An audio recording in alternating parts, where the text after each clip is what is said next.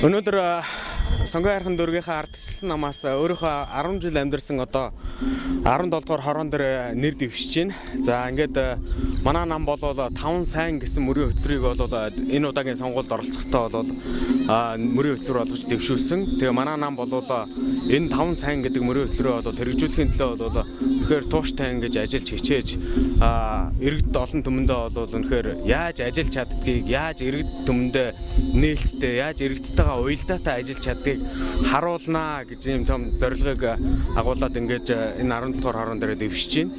За энэ хорон дээр бол 10 жил амьдран суусны хувьд бол өмнө бол манай энэ хорон дээр бол маш олон асуудлууд, газрын маргаанууд, одоо төлөвлөлт, одоо дэд бүтэц гээл гэрэл цахилгаан, тэгээд камержуулалт гээд бүх зүйлүүдийг бол одоо дутагдaltaй байсан. Одоо сүүлийн 4 жил бол манай ардчилсан намаас бол сонгон хайрхан дүүргийн засаг даргаар томилогдоод сүүлийн 4 жилд бол сүүлийн 25 жил тийгдээгүй бүтээн байгуулалт одоо тэр хөрөнгө оруулалтыг бол сонгон хайрхан дүүрэгдээ за мөн энэ 17 дугаар хороондоо бол одоо ингэж оруулж чадсан байгаа. Тэгээ бид нар бол үнэхээр бүтээн байгуулалтыг одоо хөгжлийг авчирч чадах тийм одоо тууштай тулхтаа намаа бид хичээнэ.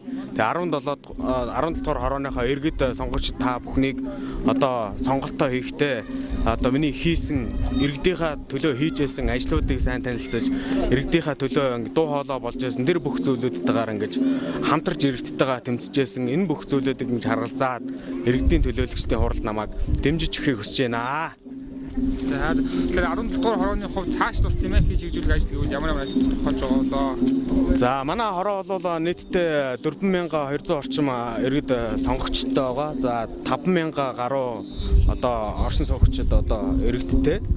За хорон дээр бол тулгамдсан асуудал гэх юм бол ерөнхийдөө одоо цэцэрлэг хүүхдийн хүрэлцээ дотмог байдаг. Дээр нь одоо энэ аюулгүй байдал хяналт одоо тэр бүх зүйлүүд дээр бас ингэж уялдаатай ажиллах.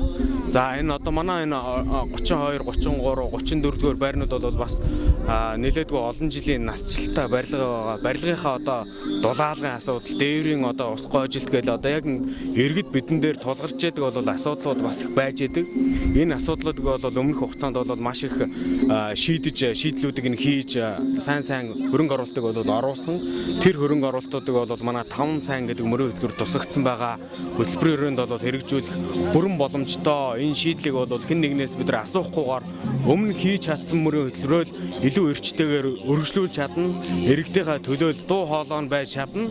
Иргэдтэй ажиллаа тайлагнадаг төсвийн ил тод байдал, төсвтэй нээлттэй байдал, иргэдийн оролцоог оруулж чадсан тэр бүх зүйлүүдийг бол уялдаатай ингэж иргэдтэйгээ хамтарч бид нар бол төлөөлж оролцсноо. Зөвхөн би нэр дэвших биш, иргэд минь намайг ингэж төлөөлж дэмжиж өгч яах гэдэг бол би иргэдийнхаа төлөө ингэж ажиллаж чаднаа.